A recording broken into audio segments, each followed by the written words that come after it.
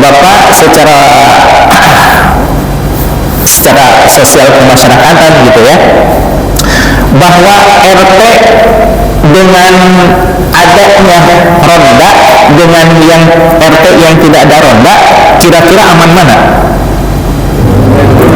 Yang ada ronda. Kenapa? Karena ada yang mengawasi, ada yang memperhatikan. Coba kalau nggak ada ronda, wah maling leluasa, betul ya? Nah, itulah perumpamaan ketika orang-orang merasa diperhatikan oleh Allah, merasa diawasi oleh Allah. Adakah saat-saat yang berkesempatan untuk berbuat maksiat? Tidak mungkin. Karena subhanallah, merasa malu kita diperhatikan oleh Allah. Maka orang yang berlaku maksiat, mungkin dia lupa bahwa Allah melihat dia. Subhanallah ya. Nah, maka kata Rasulullah SAW, si setan pernah berkata, ahlakutun nas bidzunub, aku hancurkan manusia sehancur-hancurnya dengan menghembuskan kejahatan ke dalam dada manusia, kemudian dia melakukan maksiat. Tapi si setan memunculkan rahasianya, apa itu?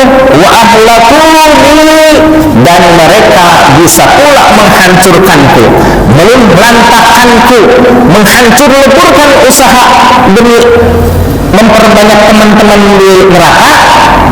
Dengan apa manusia bisa menghancurkan manusia?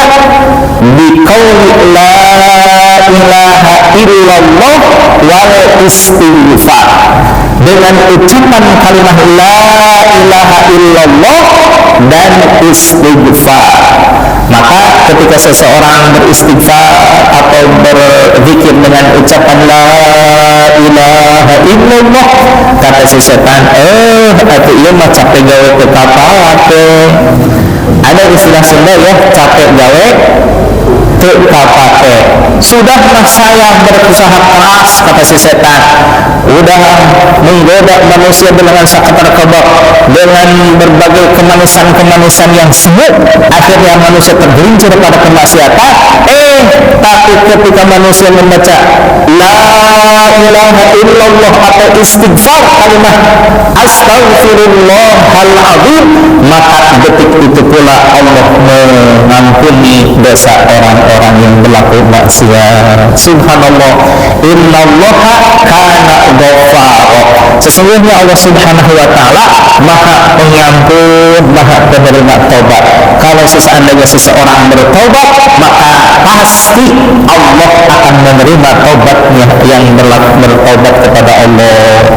Bapak hadirin jamaah sekalian, jangankan kita ya, insyaallah orang-orang soleh, orang-orang yang terhindar dari maksiat, orang-orang yang senantiasa melaksanakan amal kebaikan kepada Allah Subhanahu wa ta'ala, jangankan kita, ada umatnya Nabi Musa alaihi salam yang beliau adalah pelaku maksiat, pelaku kezaliman, pelaku kemaksiatan yang kata orang ya sampah masyarakat lah. Semua orang sudah tahu, keluarganya sudah mual, masyarakatnya sudah mual. Akhirnya karena banyak kemaksiatan yang dilakukan, orang-orang mengusirnya. Nah, orang-orang mengusirnya, dia kebingungan sendiri di pertengahan jalan, di gurun pasir. Dia bertobat kepada Allah, ya Allah, kalaulah keluargaku mengusir karena aku pelaku maksiat, kalaulah masyarakat di kampungku mengusir karena aku adalah sampah masyarakat, lalu kepada siapa lagi kalau bukan memohon tobat kepadamu?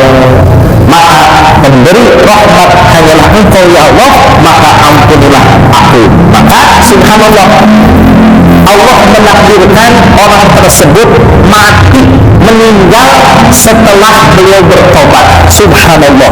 Maka Allah subhanahu wa ta'ala mengabari kepada Nabi Musa alaihi salam yang bergelar kalamullah, karena sering berkalam, bercakap-cakap dengan Allah subhanahu wa ta'ala. hai Musa, di negeri anu ada seorang waliku yang sudah meninggal, tapi jenazahnya tidak ada yang mengurus karena dia sebatang sendirian, maka uruslah olehmu karena dia adalah waliku, kata Allah. Yang namanya Nabi gitu kan, siap ya Allah, aku sami'na wa ata'na. Maka berjalanlah Nabi Musa alaihissalam menuju suatu tempat yang ditunjukkan oleh Allah Subhanahu wa taala. Begitu sampai ke tempat itu, subhanallah, Nabi Musa alaihissalam betapa kagetnya luar biasa, karena yang disebutkan wali oleh Allah Subhanahu wa taala itu adalah yang dikenal sebagai sampah masyarakat. Lalu bertanyalah Nabi Musa alaihissalam, ya Allah, apa rahasiamu ya Allah sehingga engkau mengembalikan orang yang berlaku maksiat ini, dikembalikan jati dirinya menjadi orang waliullah, kekasihmu ya Allah. Maka Allah menyatakan bahwa wahai Musa, dia terusir dari keluarganya, dia terusir dari kampung halamannya, dan dia bertobat kepadaku, dan aku terima pertobatannya walaupun dia belum melakukan kebaikan, hanya satu kebaikannya, yaitu bertobat kepadaku. Subhanallah, ya, betapa welas kasihnya Allah Subhanahu wa taala kepada pelaku maksiat pun Allah masih membukakan pintu taubat. Pintu taubat hanya ada satu kesempatan. Kenapa? Gimana? Malam yughargir, selama nyawa belum dikerongkongan. Kalau sudah dikerongkongan, subhanallah, tidak diterima. Sebagaimana Fir'aun laknatullah gitu ya, ketika seumur hidupnya menentang Nabi Musa alaihissalam, bahkan menantang Allah Subhanahu wa taala, karena dia merasa jumawa, tidak pernah sakit, bahwa dia merasa diri sebagai Tuhan yang tidak pernah sakit, bisa menghidupi dan mematikan orang-orang Mesir katanya. Tapi ketika ditenggelamkan oleh Allah Subhanahu wa taala di laut mati, maka si Fir'aun laknatullah berusaha untuk menyelamatkan diri, tapi takdir Allah bahwa mati semuanya.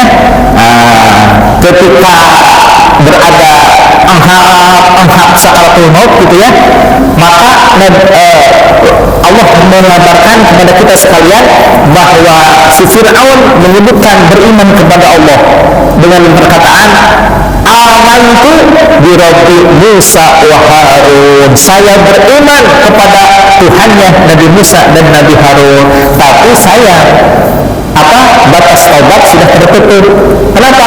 Malam yughargir, sebelum nyawa ada di kerongkongan, sebelum sakaratul maut itu sudah ditutup oleh Allah pintu taubatnya. Kalau sebelumnya maka terbuka. Seperti halnya umat Nabi Musa yang terusir dari keluarga dan kampung halamannya, tapi karena masih lama jarak meninggalnya, si orang tersebut bertobat kepada Allah, dan Allah Subhanahu wa taala berkenan untuk menerima taubatnya.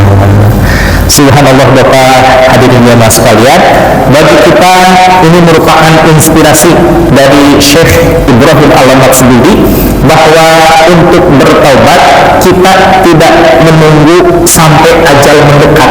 Betul? Untuk bertobat tidak perlu kita berlaku dulu maksiat. Kenapa? Karena Rasulullah SAW, subhanallah, di dalam satu hadis dikatakan bahwa wallahi la astaghfirullah wa atubu ilaih, saya bertaubat dan beristighfar kepada Allah fil yaumi aktsar min sab'in